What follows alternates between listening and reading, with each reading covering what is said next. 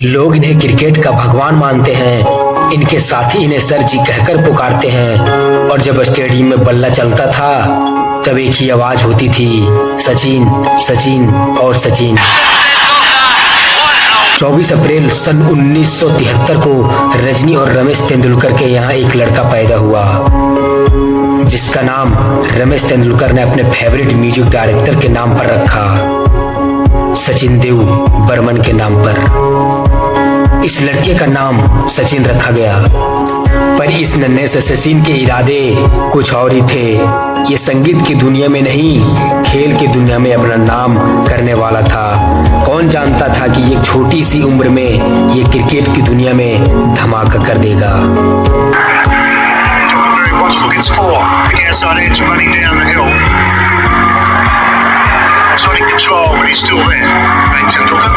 सचिन तेंदुलकर के बड़े भाई अजीत तेंदुलकर ने उन्हें काफी प्रोत्साहित किया। सचिन तेंदुलकर बचपन में ही घंटों नेट्स पे प्रैक्टिस किया करते थे और उनके कोच आचरेकर 1 रुपये का सिक्का स्टंप के ऊपर रख देते थे और शर्त ये होती थी कि जो भी बॉलर सचिन को आउट कर देगा वो 1 रुपया का सिक्का अपने साथ ले जाएगा और सचिन अगर नॉट आउट रहा तो वह 1 रुपया सचिन ले जाएगा। और ऐसे करते करते सचिन के पास 13 ऐसे सिक्के हैं जिन्हें सचिन सबसे बड़ा अवार्ड मानते हैं। मेरे कोच ने मुझे बहुत सारे प्रैक्टिस मैचेस कराए, तो उससे एक मैच खेलने के लिए जो टेम्परामेंट की जरूरत होती है प्लेयर को, वो सीखने लगा। 16 साल की उम्र में सचिन तेंदुलकर ने इंटरनेशनल क्रिकेट में डेब्यू किया और पहले ही इम्तिहान में उनके साथ पाकिस्तान की टीम।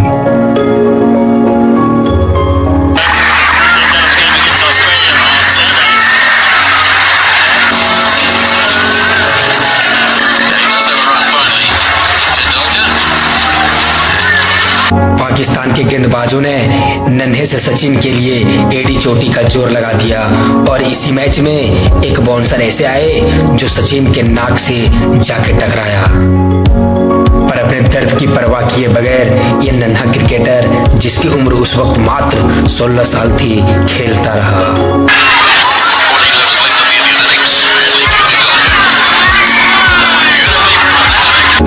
ऐसा माना जाता है कि जब शेर घायल हो जाता है तब वो और भी खतरनाक बन जाता है।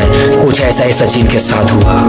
पहले मैच में आई बाउंसर ने सचिन को जरूर चोटिल किया, पर उसके बाद सचिन गेंदों की जो धुलाई की है वो आज भी दिग्गज गेंदबाजों को याद है, चाहे वो शेन वॉर्न हो या मुरलीधरन, ग्लेन मैकग्रा हो या एलन डोनेल। इन सभी बॉलरों की पिटाई सचिन की रिकॉर्ड्स में सुनाई देती है।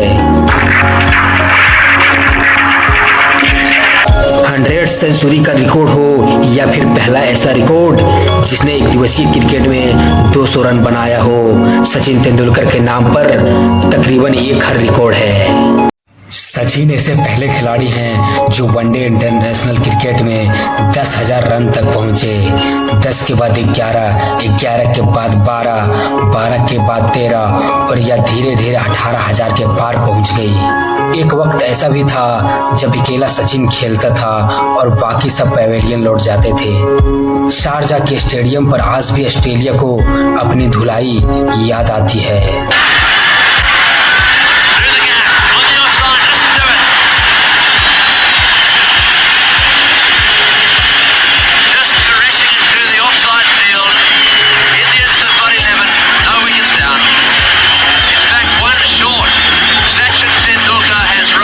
बहुत जल्द सचिन वाइस कैप्टन बने और वाइस कैप्टन से कैप्टन, लेकिन उनकी कैप्टनसी इंडिया टीम को रास नहीं आई। सचिन के सीनियर प्लेयर मोहम्मद अजरुद्दीन ने एक बार ये बात भी कह दी थी कि सचिन के कैप्टनसी में हम नहीं जीतेंगे, छोटे के नसीब में जीत नहीं है। एक तरफ सचिन रिकॉर्ड्स पर रिकॉर्ड तोड़ रहे थे तो दूसरी तरफ अपना दिल भी संभाल रहे थे और उनके दिल पर कब्जा की थी डॉक्टर अंजलि ने, जिनसे सचिन ने 24 मई सन 1995 में शादी कर ली। सचिन और अंजलि के 2 बच्चे हैं, बेटी सारा जिनका जन्म 12 अक्टूबर 1997 में हुआ और बेटा अर्जुन जिनका जन्म 24 सितंबर 1999 में हुआ। दोस्तों, गौर करने वाला बात यह भी है कि अंजलि सचिन से उम्र में 6 साल बड़ी है। बीच बीच में सचिन के आलोचकों ने यह भी कहा सचिन को अब रिटायर हो जाना चाहिए, जिस पर अक्सर सचिन का बल्ला ही बोलता था। जब प्रेशर ज्यादा बढ़ जाता तब सचिन खुद बहुत ही नम्रता के साथ इस बात का जवाब देते थे। मुझे ऐसा लगता है कि